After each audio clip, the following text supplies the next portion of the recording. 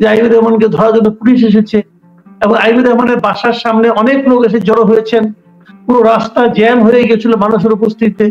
বলা বাহুল্য আইবির রহমান একজন জনপ্রিয় ব্যক্তিত্ব, নারায়ণগঞ্জে ওনার জনপ্রিয়তা নিয়ে কোনো প্রশ্ন নাই।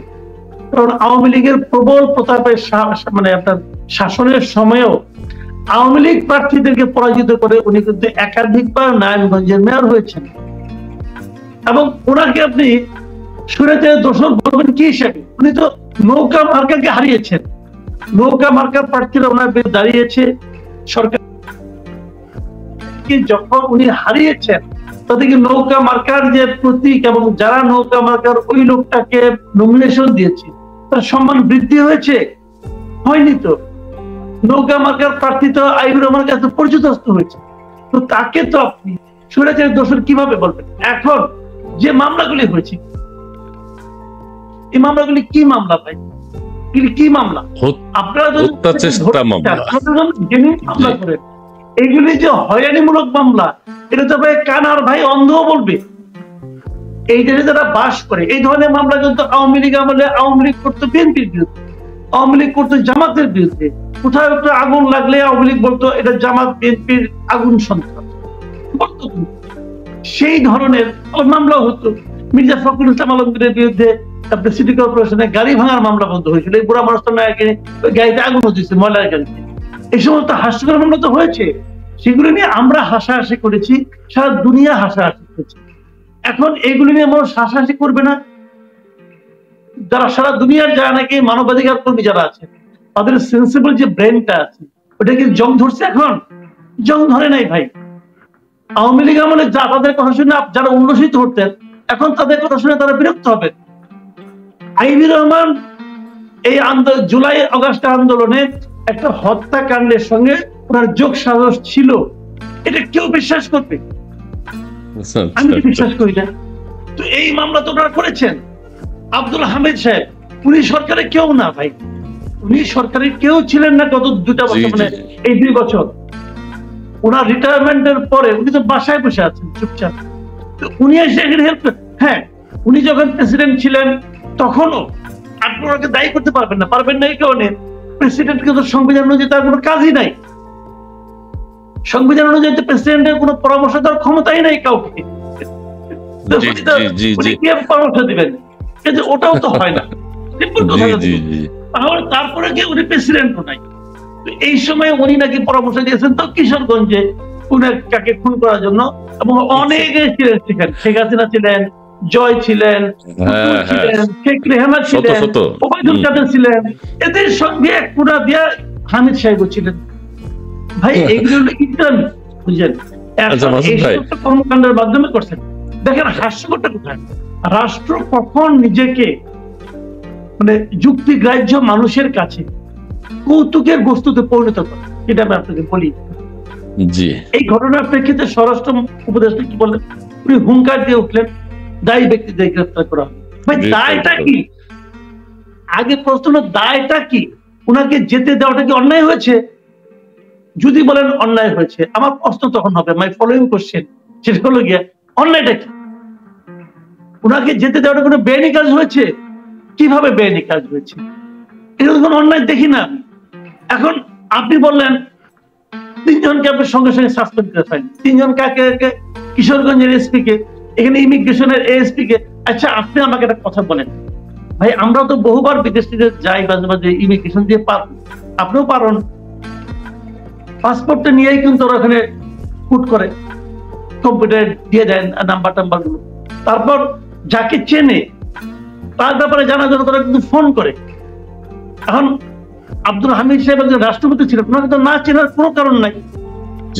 ওনার ব্যাপারে কি মনে করেন ইমিগ্রেশন কাউকে ফোন করে নাই? কেউ কি সম্ভব রে ভাই করছে?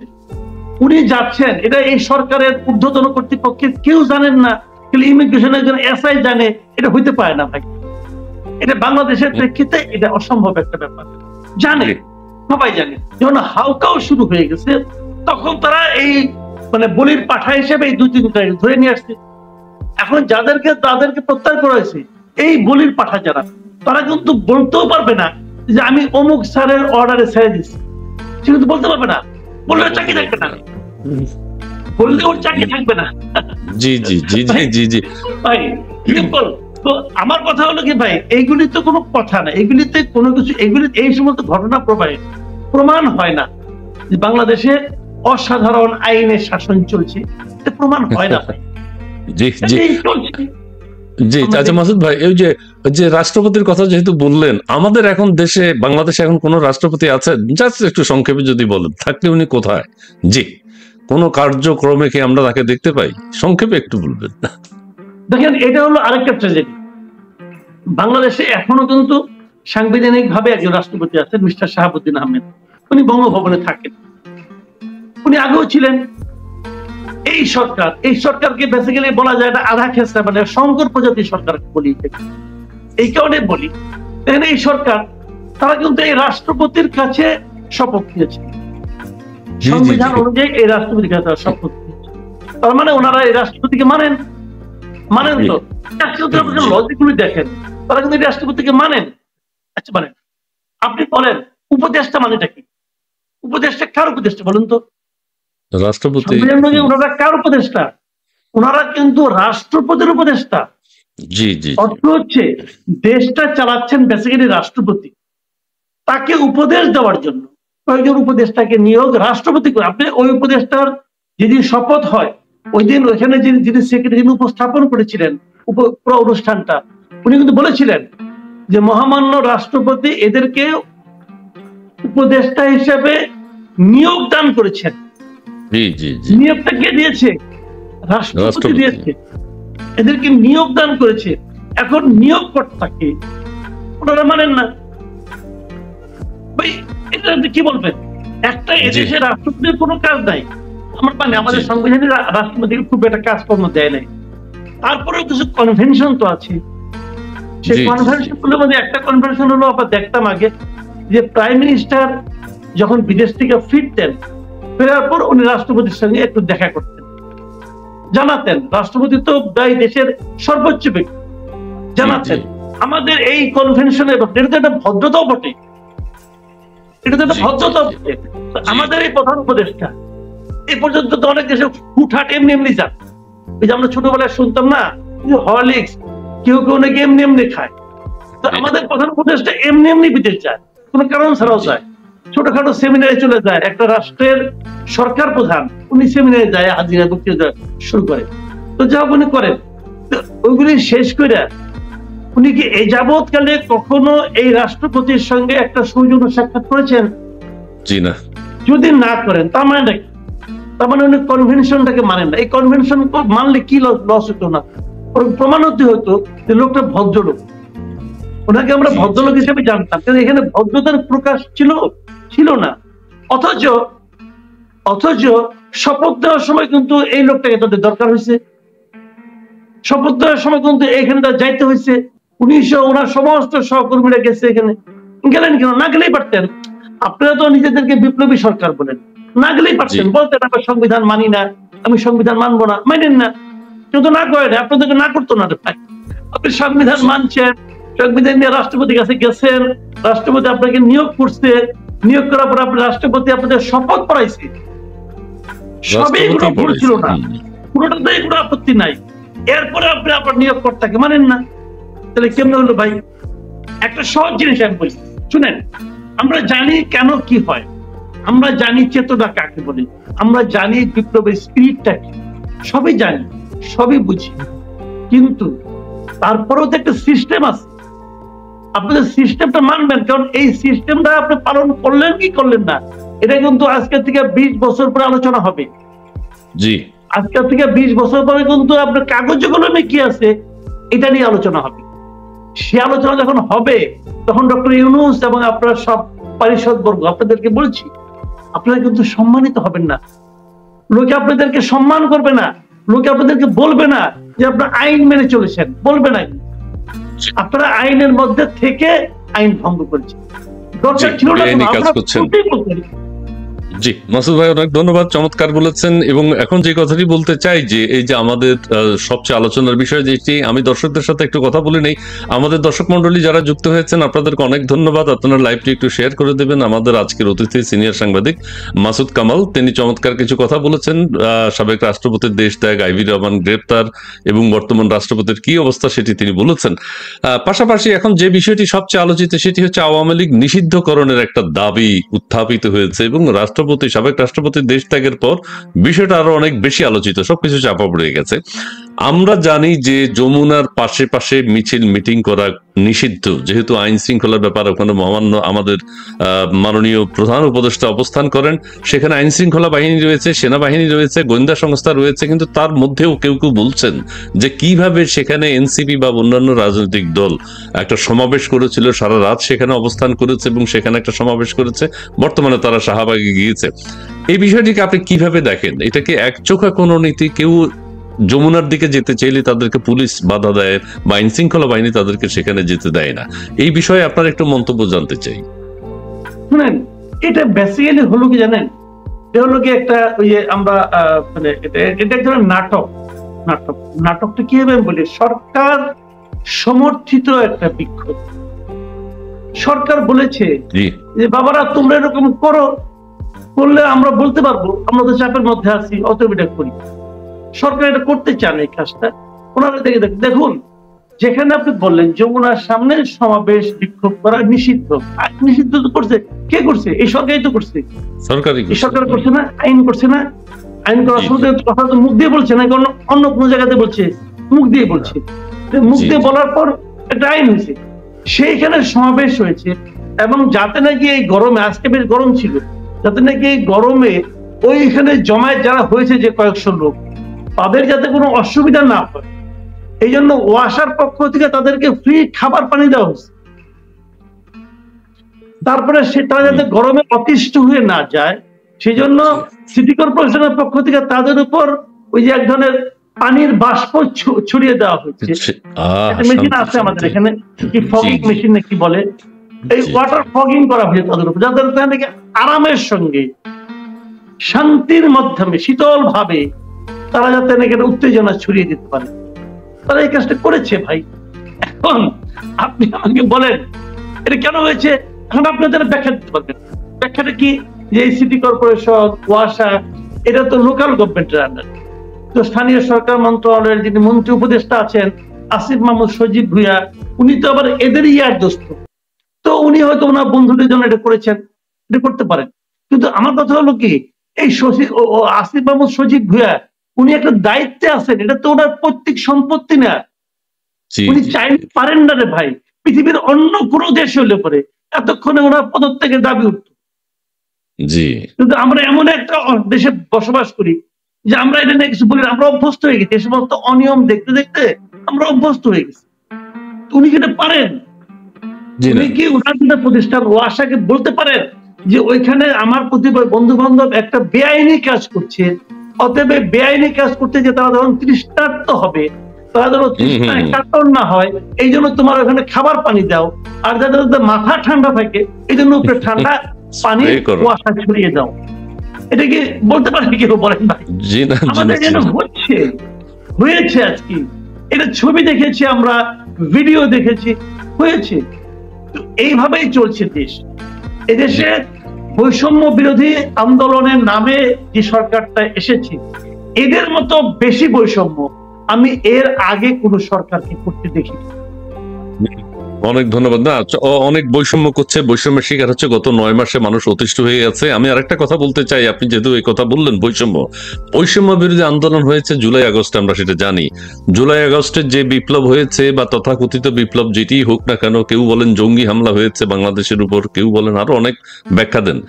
মাহফুজ আলম আমাদের যিনি এখন উপদেষ্টা, তথ্য উপদেষ্টা, তার একটা কথা অতীতে বলেছেন, তিনি এটা ভাইরাল হচ্ছে এখন আবার নতুন করে, সেখানে তিনি বলেছেন এটা কোনো আন্দোলন নয়, এটা হচ্ছে একটা চক্রান্ত, এটা একটা ষড়যন্ত্র, এবং শেখ হাসিনাকে সরানো, রিজিম চেঞ্জ করার, এবং 2000 লোক শহীদ হয় নাই, আসলে 2000 লোক শহীদও হয় নাই, এটা একটা চক্রান্ত, তিনি স্পষ্ট করে বলেছেন। এখন আমাদের নাহিদ ইসলাম আবার ঘোষণা দিয়েছেন, এখন যে আলোচনাগুলো চলছে, আওয়ামী লীগ নিষিদ্ধকরণ, যুবলীগ নিষিদ্ধকরণ, স্বেচ্ছাসেবক লীগ নিষিদ্ধকরণ, ধরুন নাহিদ ইসলাম বলছে আবার মার্চ টু ঢাকা শুরু হবে যদি আওয়ামী লীগকে নিষিদ্ধ না করা হয়। এটাও কি জাতির সাথে এক ধরনের প্রতারণা করা হচ্ছে? মাহফুজ আলম যে কথাটি বলছেন যে এটা 2000 লোক শহীদ হয় নাই, ওইটা কোনো হাসিনার রিজিম চেঞ্জ করা হয়েছে, চক্রান্ত করে হাসিনাকে সরানো হয়েছে, এখন কি আওয়ামী লীগ নিষিদ্ধকরণের আরেকটা চক্রান্ত চলছে? আপনার বিশ্লেষণ কি? চক্রান্ত শব্দটা ব্যবহার আমি করবো না এই কারণে কি ওনারা কেন করছেন আমি জানি না, করলে করছেন, না করে না করছেন, না করে না, আমার কোনো মাথা ব্যথা নাই। আমি যেটা বলবো, হাসিনা সরকারের যে পতন হয়েছে সেটাকে ওটা আসলে এক ধরনের লড়াই ছিল, হাসিনার সঙ্গে হাসিনার বিরোধীদের একটা লড়াই ছিল, এবং সেই লড়াইয়ে আনফরচুনেটলি হাসিনার জন্য যেটা দুর্ভাগ্য সেটা হলো দেশের মানুষ হাসিনার পক্ষ নেয় নাই। দেশের মানুষ যারা হাসিনার বিরোধী ছিল তাদের সঙ্গে সম্পৃক্ত হয়ে গেছে।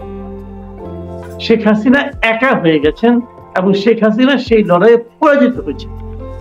এখানে একটা কথা বলি, মাহফুজ আলম যে কথাটা বলছে, কোটার কথা বলা হয়েছে, বৈষম্যের কথা বলা হয়েছে, সাধারণ জনগণ কিন্তু তাদের এই প্রতারণায় নেমে এসছে। যে যেটাই বলুক সেটা কোনো বিষয় না, বিষয়টা হলো কি আমি যেটা বললাম সেটা যে এটা একটা লড়াই ছিল এবং এই লড়াইয়ের অনেকগুলো স্ট্র্যাটেজি থাকে। সব লড়াই কিন্তু এক ধরনের স্ট্র্যাটেজি নেই, বিভিন্ন লড়াইয়ের বিভিন্ন ধরনের স্ট্র্যাটেজি থাকে, অনেকগুলো লড়াইয়ের স্টেজ, সেই স্টেজ অনুযায়ী তার বিরোধী পক্ষ অগ্রসর হয়েছে এবং হাসিনা একের পরে মানে চেইন রিয়াকশন যেটাকে বলে, সেই একের পর সিরিজ অফ এরর তার সিদ্ধান্তে ছিল, যে কারণে একটার সঙ্গে একটা এরর সে যুক্ত হয়েছে, একটার সঙ্গে একটা ভুল সে করেছে এবং সেই ভুলের খেসারত হিসেবে তার প্রতিপক্ষরা আবার একটার পর একটা জোরদার আন্দোলন করার জন্য যুক্তি দিয়েছে, পদক্ষেপ দিয়েছে, কর্মসূচি দিয়েছে। সামগ্রিকভাবে এটা ছিল একটা ওয়ার বিটুইন ফ্যাসিবাদী হাসিনা গভর্নমেন্ট ভার্সাস আদার্স, এবং জনগণ আদার্সের সঙ্গে ছিল। এবং সেখানে কিন্তু একটা কোনো এখন যারা দাবি করছে যে আমরা করছি তোমরা করছো, ভাই এইগুলি কিছুই না। এই ছাত্ররা দাবি করতেছে আমরা এসি পার্সন, এইগুলি কিচ্ছু না রে ভাই, এর সঙ্গে জনগণ সম্পৃক্ত ছিল। এবং শেষ পর্যায়ে এসে জনগণ সম্পৃক্ত থাকলে কিছু হয়ে যেত আমি তাও মনে করি না। শেষ পর্যায়ে এসে জনগণের সঙ্গে সহযোগিতার হাত বাড়িয়েছে সেনাবাহিনী। ক্যান্টনমেন্ট যদি জনগণের সঙ্গে না থাকতো এই আন্দোলন সফল হতো কিনা আমার সন্দেহ আছে। ক্যান্টনমেন্ট দেখেছে জনগণের দাবিটা, কিন্তু জনগণ, আমি আবারও বলছি, এখানে কিন্তু জনগণ ছিল, ছাত্র শ্রমিক জনতা সবাই ছিল, গৃহবধূ ছিল, কিশোর কিশোরী ছিল, সবাই কিন্তু পার্ট অফ এদের এক নামে ডাকবো আমি জনগণ হিসেবে। জনগণ অতিষ্ঠ হয়ে গিয়েছিল হাসিনার দুঃশাসন, এবং সেই সময় জনগণের সঙ্গে সমর্থন জুগিয়েছে সেনাবাহিনী, এবং সেনাবাহিনী যখন জনগণকে সমর্থন দিয়েছে অবধারিতভাবে সেনাবাহিনী হাসিনার উপর থেকে সমর্থন প্রত্যাহার করে নিয়েছে। এই জায়গাটাতে এসে শেখ হাসিনা হেরে গেছেন, সাধারণ মানুষ জয়ী হয়েছেন। এখন কেউ কেউ তার জায়গা থেকে বলার চেষ্টা করছে যে আমি ছিলাম মাস্টার মাইন্ড। এই কথা বলে যদি কেউ আনন্দ পায় পেতেই পারে। আমাদের ইউনূস সাহেব আবার এই মাহফুজ আলমকে নিয়ে বিশ্ব দরবারে পরিচয় করে দিচ্ছে উনি ছিলেন মাস্টার মাইন্ড। তাহলে ইউনূস সাহেব কি ছিল? ইউনূস সাহেব কি ছিল? মাস্টার মাইন্ডের ফাদার ছিল না। তাহলে সে মাস্টার মাইন্ডকে কেন মাথার উপরে রাখে না? মাস্টার মাইন্ড কেন তার অধীনস্থ মতো একটা মন্ত্রণালয় দিয়ে রাখছে? এইগুলো হলো যার যার মতো নাটক, সবাই তার মতো করে নিজেকে মানে সবার সামনে তুলে ধরার চেষ্টা করেছে। এগুলো লোক সংখ্যা যেটা মারা গেছে সেটা আমি বলি আপনাকে। এই যে আমি যদি আন্দোলনের সফল হিসেবে যদি এই সরকারকে ধরি, এই সরকার যে আন্দোলনের সরকার না, এটা আমি বলি আপনাকে, এই সরকারের আন্দোলনের সরকার না। দুটা কারণে না, দেখেন আমি একটা প্রমাণ দিই আপনি। একটা নম্বর হলো এই সরকারে যারা আছেন এদের মধ্যে আমার হিসেবে উপদেষ্টাদের মধ্যে 80% সঙ্গে এই আন্দোলনের কোন ধরনের শারীরিক, মানসিক, অর্থনৈতিক বা মনস্তাত্ত্বিক বা বুদ্ধিভিত্তিক কোন ধরনের সম্পৃক্ততা ছিল না। কারোর সঙ্গে ছিল না, 80% সঙ্গে ছিল না। তারা পাইকার দায়িত্ব পেয়ে গেছে, এখন তারা এখানে বসে বসে শাসন চালাচ্ছে, গদির সুবিধা নিচ্ছে। দ্বিতীয় যে কথাটা আমি বলবো সেটা হলো যে এরা দায়িত্ব নেওয়ার পর তারা এই আন্দোলনের চেতনাটা কেউ ধারণ করতে পারে না। ধরে নিলাম তারা আন্দোলনের সঙ্গে ছিল না, কিন্তু চান্স তো পাইছে, দায়িত্ব পেয়ে গেছে, তারা চেতনাটা কেউ ধারণ করতে পারে না। পারে নাই কিভাবে? তারা এখনো ঠিকই করতে পারে নাই, গুইনেই শেষ করতে পারে নাই যে কতজন লোক এই আন্দোলনে মারা গেছে। কোন ফিগার নাই ওর কাছে, কোন ফিগার নাই। যে কোনো দেশের সবচেয়ে বড় সংগঠন কোনটা? Government itself.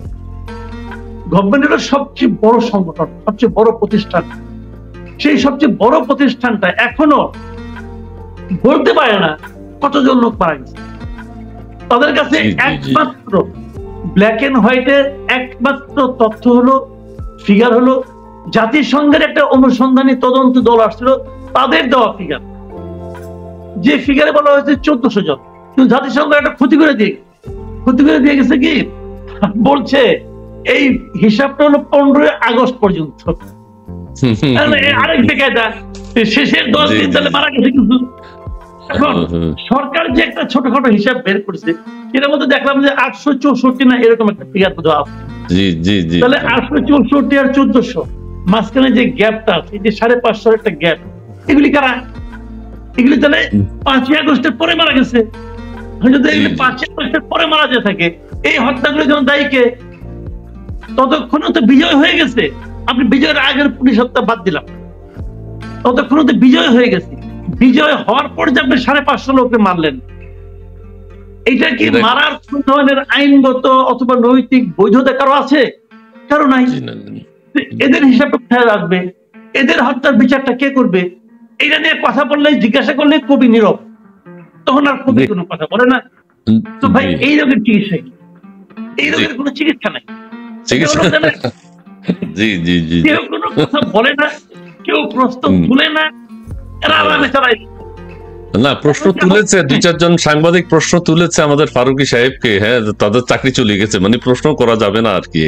আর মাসুদ ভাই, আপনার কথার ভিতরে আমি কথা বলি না, কিন্তু ওই যে ভলগা তুর্ক বলেছেন যে বাংলাদেশ সেনাবাহিনীকে তারা সেই সময় জাতিসংঘ মিশন টিশন থেকে বঞ্চিত করার একটা তথ্য উপস্থাপন করেছেন, সেই জন্য সেনাবাহিনী ওই ছাত্র জনতার পক্ষে চলে গেছে। এটাও একদম অনেক ধরনের কথা আছে, আমরা সেদিকে যাব না। আমরা আওয়ামী লীগ নিষিদ্ধকরণ বিষয়ে একটু শুনতে চাইবো।